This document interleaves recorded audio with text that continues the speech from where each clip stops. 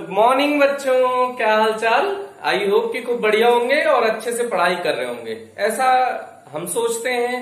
अब पता नहीं आप अच्छे से पढ़ाई कर रहे हैं कि नहीं कर रहे हैं, जैसा कि हमको रिस्पॉन्स से तो नहीं लग रहा है कि आप अच्छे से पढ़ाई कर रहे हैं। तो एक अच्छा रिस्पॉन्स दीजिए, अच्छे से पढ़ाई करिए, कंटिन्यू स्टडी करिए। ये आप पक्का समझिए, अगर फिजिक्स को बहुत बेस्ट करना है तो आप कंटिन्यू हमारे साथ लगे रहिए। आपको फिजिक्स, दुर्गेश सिंह फिजिक्स वाले चैनल पे आपको बेस्ट फिजिक्स प्रोवाइड की जा रही है, जो आपके कैरियर को एक नई ऊंचाइयों पर ले जाएगी। अब आप देखिए, उसी को हम ध्यान में रखते हुए, जैसे आपके कैरियर को कैसे बेस्ट बनाया जाए, कैसे सबसे टॉप ऊंचाई पर ले जाया जाए, तो फिजिक्स में एक नया पोर्शन लेके हम लोग आपके बीच में आए हैं। उसका नाम है अवकलन। ये एक्चुअल मैथ का पोर्शन है, जैसे मैथमेटिक्स में पढ़ा जाता है या पढ़ाया जाता है।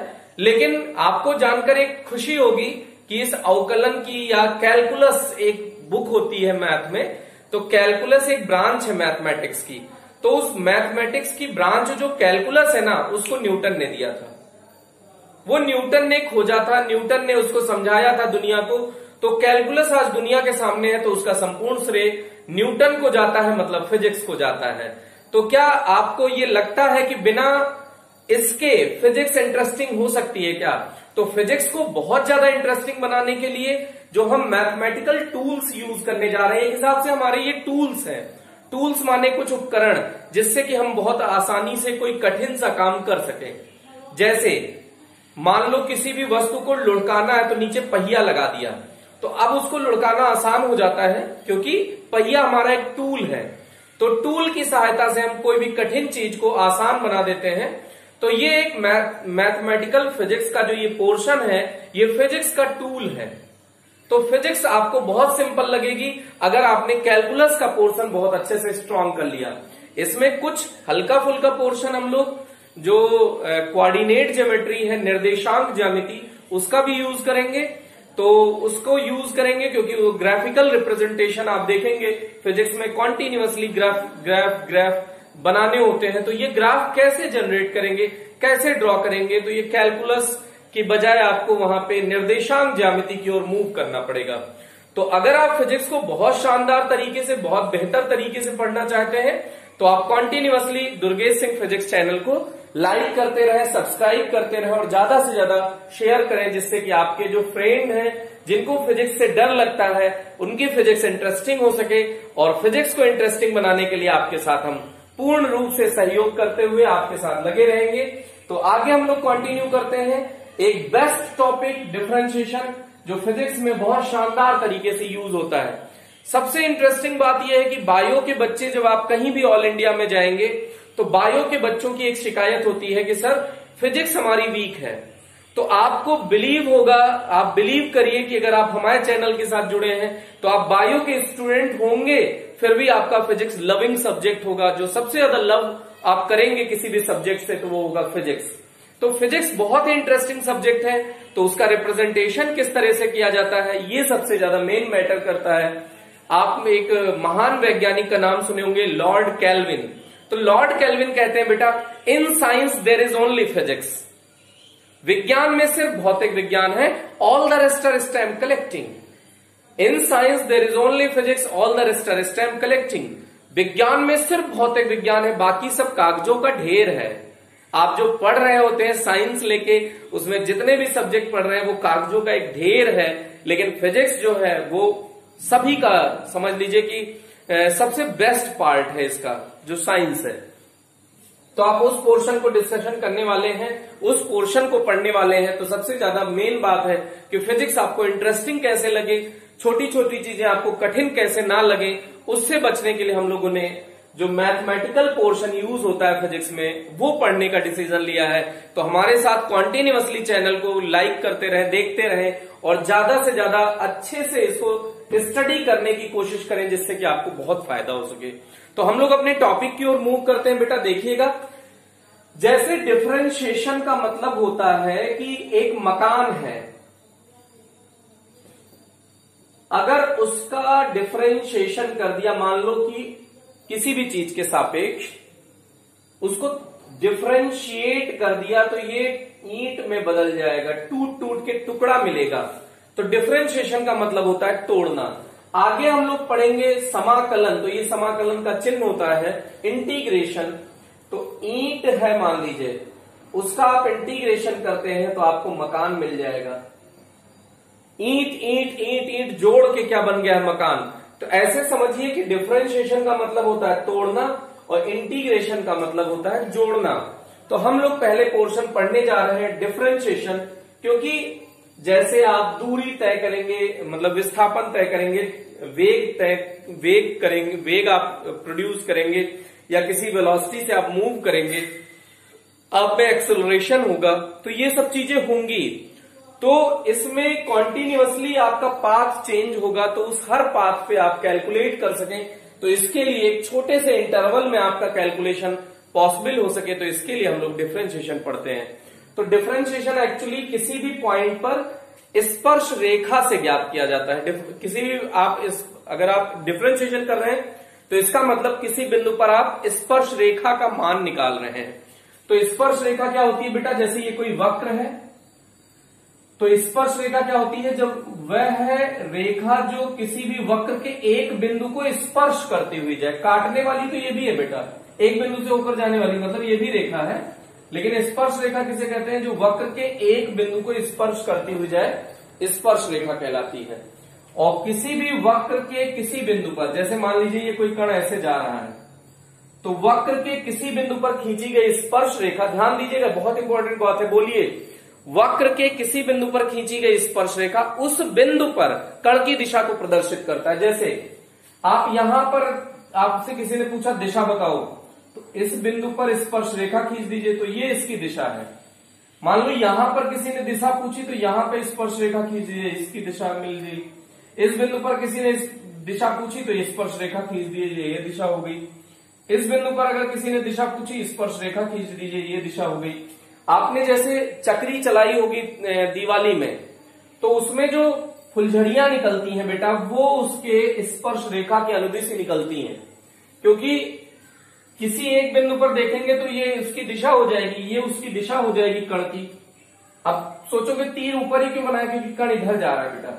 अगर कण इधर जा रहा होता तो तीर नीचे की तरफ बनाते, इधर की तरफ, उल्टा। तो कुल मिला के स्पर्श रेखा क्या होती है? स्पर्श रेखा किसी कण के किसी बिंदु पर, वो वक्र के किसी बिंदु पर खींची गई स्पर्श रेखा उस बिंदु पर कण की दिशा को प्रदर्शित करती है। तो ये सबसे इंपॉर्टेंट बात है। तो स्पर्श रेखा आपको पता चलती है अवकलन से। तो अब अवकलन हम लोग ज्यादा इसमें एक्स्ट्रा बातें ना करते हुए टॉपिक पे आते हैं, क्योंकि ये हमारे पास इतना समय की थोड़ी सी कमी है, क्योंकि हम लोगों को मैथमेटिकल पोर्शन बहुत कम समय में खत्म करना है और ये सिलेबस बहुत लंबा है। सोचिए कि आप ये 1 साल लग जाता है मैथ के स्टूडेंट को अवकलन, समाकलन और ये ग्राफ और ये सब चीजें जो पढ़नी है, वो हम लोगों को लास्ट 10-15 दिन 20 दिन में खत्म करना होता है, जिससे कि हम फिजिक्स को एक स्टैंडर्ड लेवल पे ले जा सके। तो हमारे पास ज्यादा बात करने का समय नहीं है, तो इसके लिए हम लोग सीधे टॉपिक पे आते हैं, फॉर्मूले पे आते हैं। तो अवकलन के सूत्र, अवकलन से संबंधित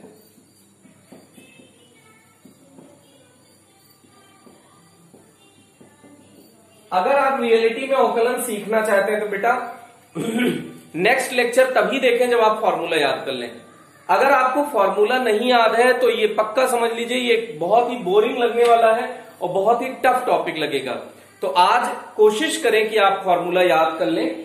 तो जैसे पहला फॉर्मूला है, इसको पढ़ने का तरीका क्या होता है वो हम बोल देते हैं बेटा। x की पावर n का कैसे पढ़ेंगे बेटा? x की पावर n का x के सापेक्ष अवकलन कैसे पढ़ेंगे इसको? x की पावर n का x के सापेक्ष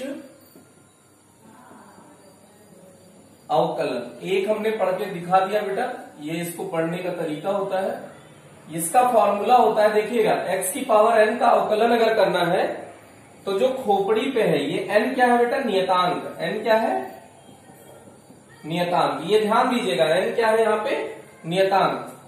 तो लास्ट में लिख देंगे, चलो नहीं तो कंफ्यूज हो जाएंगे कि ये नियतांक n की खोपड़ी पे क्या लिख दिया है सर ने। तो x की पावर n तो जो खोपड़ी पे होता है आगे आ जाता है, तो देखो ये कूद के आगे आ गया और खोपड़ी में से एक घट जाता है, तो x की पावर जो खोपड़ी पे है उसमें से एक घट जाता है, जहां n बराबर नियतांक। तो ये पहला फॉर्मूला है, x की पावर n का x के सापेक्ष अवकलन करेंगे तो आपको मान मिल जाएगा n x की पावर n-1। कैसे आएगा? n x की पावर n-1। दूसरे का अवकलन करेंगे, अगर मान लीजिए कि कोई नियतांक है c क्या है बेटा? नियतांक। नियतांक का मतलब क्या होता है? जैसे 2, 4, पाई, ये सब क्या है? नियतांक है। तो नियतांक का अवकलन हो जाएगा 0। नियतांक का अवकलन क्या हो जाएगा? 0 d/dx। लेकिन यही नियतांक अगर x की पावर n के साथ आता है तो अब ये अवकलन नियतांक का कुछ नहीं बिगाड़ पाता, तो नियतांक वैसा ही रह जाता है और जो x की पावर n है उसका जो अवकलन आपने देखा था वो हो जाता है n x की पावर n-1। ध्यान देना बेटा, c अगर किसी नियतांक, वो किसी चर का हाथ पकड़ के आता है, चर का मतलब जो चरे, जिसका मान बदले, इसका मतलब ऐसे समझिए कि जिसका मान बदल जाए, वो है चर। तो x की पावर n चर है, तो अब x की पावर n का अवकलन होता है nx की पावर n-1। ऐसे ही जब ये नियतांक का अकेला होगा तो अवकलन होता है 0। लेकिन जब वही नियतांक किसी चर का हाथ पकड़ के आता है कि चलो भैया हमको तो नियतांक ये लोग परेशान कर रहे हैं, अवकलन हमारा वैल्यू 0 कर देते हैं, तो चर कहता है कि चलो देखता हूं कौन है भाई, तो पता चलता है c है। तो c का इन्होंने कहा है, अब c टशन में आ गया कि मेरा तो कुछ नहीं बिगाड़ पाएगा, तो c रह गया। लेकिन x की पावर n का अवकलन हो गया, जो ऐड के आया था उसका तो इन्होंने अवकलन कर दिया और c को छोड़ दिया। ठीक, तो c इंटू एक्स की पावर n तो कांस्टेंट रह जाएगा, कांस्टेंट का कुछ नहीं बिगड़ेगा और x की पावर n का अवकलन हो जाएगा। फिर उसके बाद देख लीजिएगा बेटा, d/dx एक एक्सपोनेंशियल फंक्शन होता है, e की पावर x। कुछ लोग e की पावर x ऐसे लिखते हैं, एक e की पावर x। ये बेटा शर्ट है, ये कॉलर है। अब शर्ट और कॉलर का साइज सेम हो गया तो कैसे लोगे? उड़ने टाइप वाले। तो शर्ट और कॉलर में ये ध्यान दीजिएगा कि कॉलर बहुत छोटी रहती है शर्ट के कंपैरिजन में, तो e की पावर x का अवकलन कुछ नहीं बिगाड़ पाता, ये e की पावर x ही रह जाता है। e की पावर x का अवकलन कुछ नहीं बिगाड़ पाता, उसका मान कितना हो जाता है बेटा? e की power x d/dx log x। अगर यहां log x लिखा है तो ये समझ लीजिएगा बेस में e है, तो log x का अवकलन होता है 1/x d/dx a की पावर x का होता है बेटा a की पावर x, तो a की power x log a base e। a की पावर x का अवकलन क्या होता है बेटा? a की power x log a base e। अब इसके बाद देखिएगा, बहुत इंपॉर्टेंट फॉर्मूला आपसे डिस्कशन करने जा रहे हैं हम। अब दो फलन के गुणनफल का और दो फलन के भागफल का, ये दो बहुत महत्वपूर्ण फॉर्मूला आपसे डिस्कशन करने जा रहे हैं। तो दो फलन के गुणनफल का फॉर्मूला देखिएगा, u इंटू v। दो फलन है बेटा, दोनों का गुणनफल कर रहे हैं। ये u फर्स्ट फलन है और v सेकंड फलन है। ये फर्स्ट फंक्शन है, ये सेकंड फंक्शन है। तो इसके अवकलन का फॉर्मूला होता है पहला छोड़ो दूसरे का अवकलन। क्या बोलेंगे? पहला छोड़ो दूसरे का अवकलन प्लस दूसरा छोड़ो पहले का अवकलन। बोलो, पहला छोड़ो दूसरे का अवकलन, v का अवकलन कर दिया, प्लस दूसरा छोड़ो मतलब v छोड़ दो, d/dx u का अवकलन। फिर से बोलिएगा, दो फंक्शन अगर हो तो क्या बोलेंगे? पहला छोड़ो दूसरे का अवकलन पहला छोड़ो दूसरे का अवकलन प्लस दूसरा छोड़ो पहले का अवकलन। अब अगर यही दो फलन के भागफल का सूत्र हो, u/v, दो फलन के भागफल का सूत्र हो, तो देखिए इसको कहते हैं अंश और इसको कहते हैं हर। तो हर छोड़ो अंश का अवकलन, हर छोड़ो अंश का अवकलन माइनस, अब की यहां प्लस होता था तो यहां माइनस, फिर से हर छोड़ो अंश का अवकलन माइनस अंश छोड़ो हर का अवकलन बटे हर का स्क्वायर। एक नया टर्म जुड़ रहा है माइनस, देखिए हर छोड़ो अंश का अवकलन माइनस अंश छोड़ो हर का अवकलन कर दो बटे उसी हर का स्क्वायर कर दीजिए। ये फॉर्मूला है बेटा, कुछ बटे कुछ का फॉर्मूला, दो फंक्शन के भागफल का सूत्र ये है। अब इसको आप देख लीजिएगा।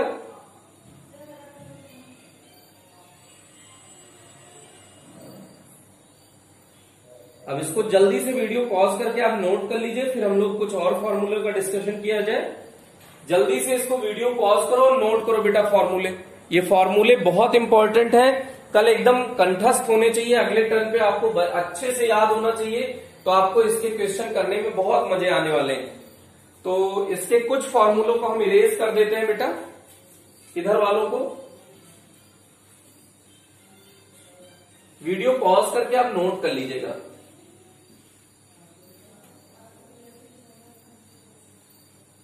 अब त्रिकोणमितीय फलन के अवकलन का सूत्र तो देखना बेटा, d बटे डी एक्स साइन एक्स, तो साइन एक्स का अवकलन होता है कॉस एक्स, d बटे D x cos x, cos x का अवकलन होता है माइनस साइन एक्स, d बटे डी एक्स टेन एक्स। तो ध्यान दीजिएगा टेन एक्स का सेक स्क्वायर एक्स होता है, क्या होता है बेटा, सेक स्क्वायर एक्स, डी बटे डी एक्स कॉट एक्स का होता है minus cosec square x, D बटे डी एक्स सेक एक्स। ये ध्यान दीजिएगा, इसमें भी बहुत कॉम्प्लिकेशन है। सेक एक्स का होता है sec x tan x, sec x into tan x, और d by d x cosec x का होता है minus cosec x cot x. अब इसमें कंफ्यूजन बहुत होता है बेटा कि किसमें माइनस लगाएं किसमें प्लस लगाएं। तो एक बात जान लीजिए, जिसमें अवकलन करते समय जिसमें सी आए, ध्यान दीजिएगा जिसमें सी आए उसका अवकलन करते समय माइनस लगा दीजिएगा। इसमें देखिएगा सी किसमें आ रहा है, ये एस से शुरू है, पहला अक्षर लेकिन लेना है, पहला अक्षर सी से हो, ये एस से शुरू है तो इसका अवकलन में पॉजिटिव रहेगा। ये देखो सी ओ है, सी से शुरू है ना, तो सी से शुरू है तो इसके अवकलन में माइनस लगा दिया, टी से शुरू है प्लस रहेगा। देखो सीओटी सी से शुरू है तो इसके भी अवकलन में माइनस लगा दिया, एस कोई दिक्कत नहीं है। कॉसेक फिर सी से शुरू है तो इसके अवकलन में माइनस लगा दिया। तो वो फंक्शन ट्रिग्नोमेट्रिक, वो फंक्शन जो सी से शुरू होते हैं उसके अवकलन में हम लोग माइनस चिन्ह लगा देते हैं, ये ध्यान रख लीजिएगा।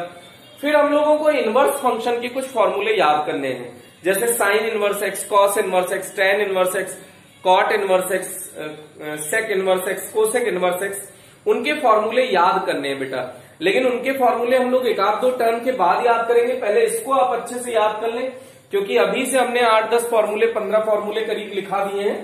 तो अगर आपको एक ही दिन में सारे फॉर्मूले हम दे देंगे तो आप याद नहीं कर पाएंगे और आपको प्रॉब्लम शुरू हो जाएगी। तो इसलिए इन फॉर्मूलों को आप कॉन्टिन्यूअसली याद कर लें। जब आप इन फॉर्मूलों को याद कर लेंगे तब आपको बहुत अच्छा फील आएगा। तो हम लोग इरेज कर रहे हैं, देखिए अब कुछ झंडू वाम वाले न्यूमेरिकल, छोटे छोटे एकदम बच्चों टाइप वाले न्यूमेरिकल आपको हम इस पे कराने जा रहे हैं। तो हम लोग स्टार्ट करते हैं छोटे छोटे न्यूमेरिकल, जिससे कि हम लोग एकदम अच्छे से सीख सके। तो इसको देख लीजिएगा,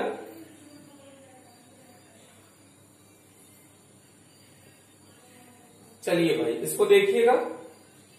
जैसे d बटे डी एक्स एक्स की पावर 7, तो देखिएगा x की पावर n टाइप का मिल रहा है, तो जो खोपड़ी पे होगा आगे आ जाएगा, 7 आगे खोपड़ी में से 1 घटा जाएगा, घट जाएगा, तो 7 में से 1 गया 6, शायद इतना तो घटा ही लेते होगे, 7 x की पावर 6। तो x की पावर n, x की पावर 7 का अवकलन क्या हो जाएगा, 7 x की पावर 6, d बटे डी एक्स x की पावर -5, इसका अवकलन करो बेटा, जल्दी से खुद से करो बेटा, अपना पेन निकालो, अपना रफ निकालो, उसमें सॉल्व करो जल्दी, तभी आप सीख पाओगे। तो देखो जो खोपड़ी पे है आगे बुलाओ, तो -5 खोपड़ी पे, 5 मत बुला लेना, -5 खोपड़ी पे आगे आया, x की पावर -5 तो है ही है, उसमें से -1 हो जाता है तो -1, तो ये देख लीजिएगा -5x की पावर -5 -1 तो -6 हो जाएगा बेटा।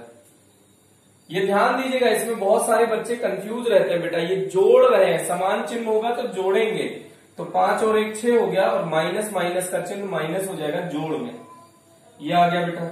अब एक अच्छा सा क्वेश्चन देखिए आपके सामने दिया जा रहा है, बढ़िया सा क्वेश्चन, आप इसको करिएगा, 5x की पावर 6, इसको करिएगा। तो अभी अभी हमने एक फॉर्मूला बताया था, ये उस पे बेस्ड है, जल्दी से वीडियो पॉज करके आप आंसर दीजिए। अगर आपका आंसर आता है तो कमेंट सेक्शन में करेक्ट लिखिए, और नहीं आता है तो इनकरेक्ट लिखिए। देखिएगा यहां पे आपने एक फॉर्मूला अभी पढ़ा था c x की पावर n, तो एक c यहां पे ऐसे ही रह गया था, c माने नियतांक, तो 5 ऐसे ही रह जाएगा बेटा। x की पावर 6 का अवकलन कर दीजिए, तो जो खोपड़ी पे है आगे आ गया, खोपड़ी में से 1 घट गया, तो 6 में से 1 गया 5, तो ये क्या है, 5 का 6 से गुणा करो, 30x की पावर 5। बोलो कितने लोगों का आ गया था? अगर करेक्ट आया तो जल्दी से लिखो करेक्ट, अगर नहीं आया है तो इनकरेक्ट लिखो बेटा, जल्दी से इसको करो। फिर उसके बाद देखो एक अच्छा सा क्वेश्चन, d/dt, t की पावर 5/2, ऐसा। कुछ लोगों का तो ब्लड प्रेशर ऐसे ही बढ़ गया होगा कि सर अरे सर ये x चल रहा था, ये t कहां से आ गया? तो इसको कैसे पढ़ेंगे, t के पावर 5/2 का और t के सापेक्ष अवकलन कैसे पढ़ेंगे बेटा, t की पावर 5/2 का t के सापेक्ष अवकलन कैसे पढ़ेंगे, ये t के सापेक्ष अवकलन है। तो देखो बेटा क्या होता है फॉर्मूला, जो खोपड़ी पे होता है आगे आता है, तो 5/2 आगे आ गया। अब t के खोपड़ी में जो 5/2 है उसमें से 1 घट जाएगा, तो क्या आ गया बेटा, 5/2 तो ऐसे रहने दो, और t के खोपड़ी पे 5/2 में से 1 घटा दो, तो लघुत्तम ले लो 2, तो 5 - 2/2, तो 5/2 t की घात 5 में से 2 गया 3/2, तो यह आंसर आ गया बेटा इसका। बोलो जल्दी से आंसर बोलो, कमेंट करो आया या नहीं आया। अगर ये जल्दी से आ गया हो तो d/dm m की पावर p, इसका अवकलन करो जल्दी से बेटा, जल्दी से इसका अवकलन करो। अगर आपका आंसर आ चुका है अब तक तो फास्ट कोशिश करें। तो जो इसका p है वो आगे आ जाएगा, m की पावर p में से 1 घट जाएगा, ये इसका अवकलन है बेटा। फिर देखिए जल्दी से करिए, d/dx पाई के पावर 5, इसका करिए जल्दी से बेटा।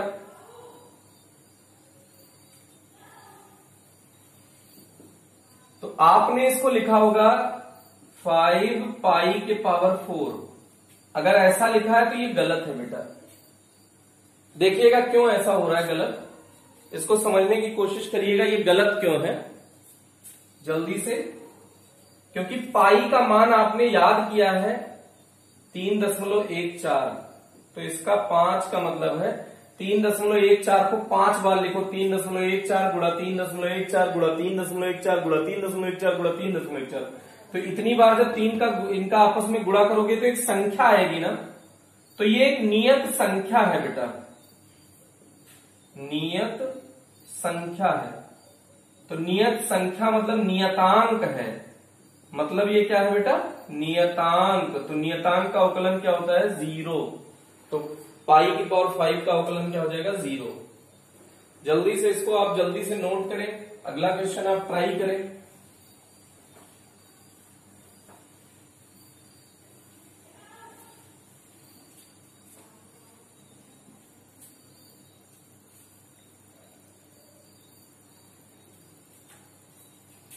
d/dx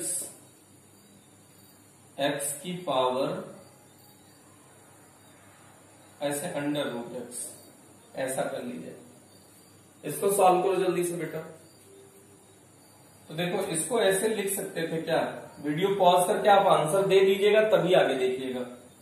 x की पावर 1/2 अब जो खोपड़ी पे है आगे बुला लीजिए और खोपड़ी में से एक घटा दीजिए, तो ये हो गया 1/2 x की पावर 2 लघुत्तम ले लीजिए तो 1 - 2/2, तो ये हो जाएगा 1/2 x की पावर -1/2।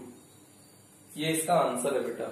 अगर और सिंप्लीफाई करना चाहो तो एक नया चीज देख लो, यहां पे x/y लिखा है बेटा, तो इसको ऐसे लिख सकते हैं क्या, x y को ऊपर बुलाओ, तो इसके खोपड़ी पे जब कुछ नहीं है तो इसका मतलब 1 है, तो ऊपर जाएगा तो चिन्ह बदल जाएगा, -1 हो जाएगा। तो अगर ये ऐसे लिखा होता x × y की पावर -1, तो y को नीचे लाते तो y की पावर +1 हो जाता। मतलब हम ऐसे कह रहे हैं x × y की पावर -1 है, तो इसको ऐसे लिख सकते हो क्या, x ऐसे रहने दो, y की पावर -1 है तो नीचे बुलाओगे तो y की पावर +1 हो जाएगा, तो ये x/y हो जाएगा। तो चाहे इससे ये लिखो या इससे ये उल्टा भी तो लिख सकते हो, ये कह रहे हैं। तो अगर x की पावर -1/2 है तो 1/2 रहने दीजिए, x की पावर नीचे आ जाएगा 1/2, और x की पावर 1/2 का मतलब होता है √, तो 2 × √x। अगर आप और सिंप्लीफाई करना चाहें तो ये आंसर सही है, और बाकी अगर आप यहां छोड़ देते हैं तो आपका आंसर करेक्ट मान लिया जाएगा। तो इसके बाद देखिएगा बेटा नेक्स्ट क्वेश्चन, जल्दी से आप इसको वीडियो पॉज करके नोट करें।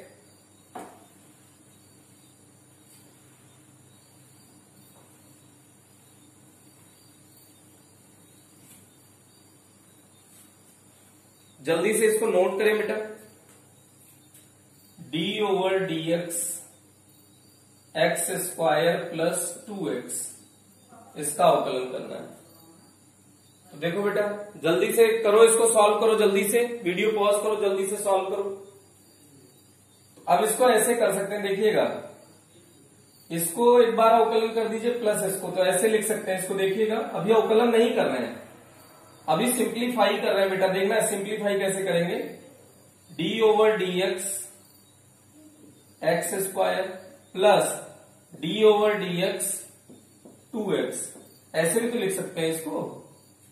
इसी को ऐसे लिख सकते हैं ना, d/dx का इससे गुणा कर दो, d/dx का इससे गुणा कर दो।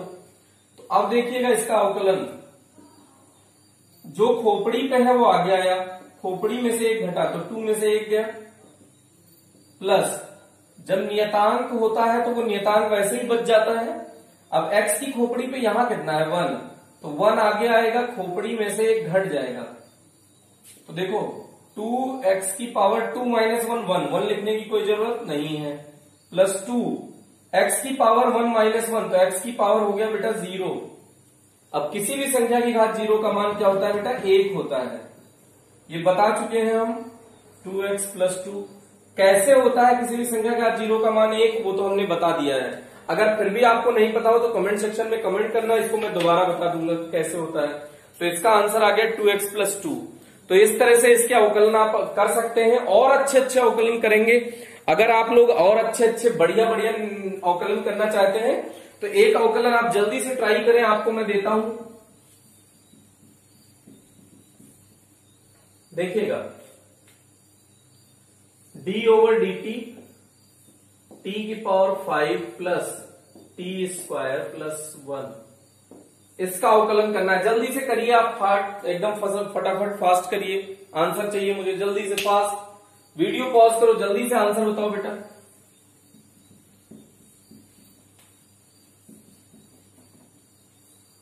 अब देखिएगा अगर आपने कर लिया हो तो सामने देखिएगा, d/dt t⁵ + d/dt t² + d/dt 1, ऐसे कर सकते हैं क्या बेटा, तीनों को अलग अलग d/dt से गुणा कर दिया। देखिए अब जो खोपड़ी पे आगे आ गया, ये 3 क्वेश्चन अलग अलग मान लीजिए बेटा, एक को सॉल्व कर लो, एक को सॉल्व कर लो, एक को सॉल्व कर दो, बीच में प्लस लगा दो। तो जो खोपड़ी पे आगे आ गया, खोपड़ी में से 1 घट गया, इसका हो गया प्लस, इसका करो, जो खोपड़ी पे आगे आया खोपड़ी में से 1 घट गया, प्लस याद करो ये कौन है बेटा, नियतांक है, 1 एक नियत संख्या है, तो नियतांक का अवकलन क्या हो जाएगा 0, नियतांक का अवकलन 0। 5 t की पावर क्या हो जाएगा बेटा 4 + 2 टी की पावर 1, तो टी की पावर 1 ही रह जाता है, तो ये टी ही रह जाएगा। तो ये आपका आंसर आ गया 5t की पावर 4 प्लस 2t, इस क्वेश्चन का आंसर था। तो जल्दी से आप वीडियो पॉज कर लीजिए और अच्छे से इसको नोट कर लीजिए, और फिर आप ढेर सारे न्यूमेरिकल जहां से भी अवकलन के आपको मिले आप ट्राई कर सकते हैं। अभी बेसिक न्यूमेरिकल, फिर अगले टर्म पे हम लोग फिर डिस्कशन करेंगे इसी अवकलन का थोड़ा सा और अच्छा लेवल बढ़ाते हुए। तो इसको आप एक बार अच्छे से 2-3 बार आप इन क्वेश्चन को ट्राई कर लीजिएगा, जिससे आपको फॉर्मूला याद करने में मदद मिले। लेकिन बेटा कोशिश करो, कसम खाओ कि अगले टर्म पे तभी वीडियो देखेंगे जब हम इसके फॉर्मूले अच्छे से याद कर लेंगे। जितने फॉर्मूले लिखे हैं अगर वो आप अच्छे से याद कर लेते हैं तो ये यकीन मानिए आपको अवकलन बहुत आसान लगने वाला है।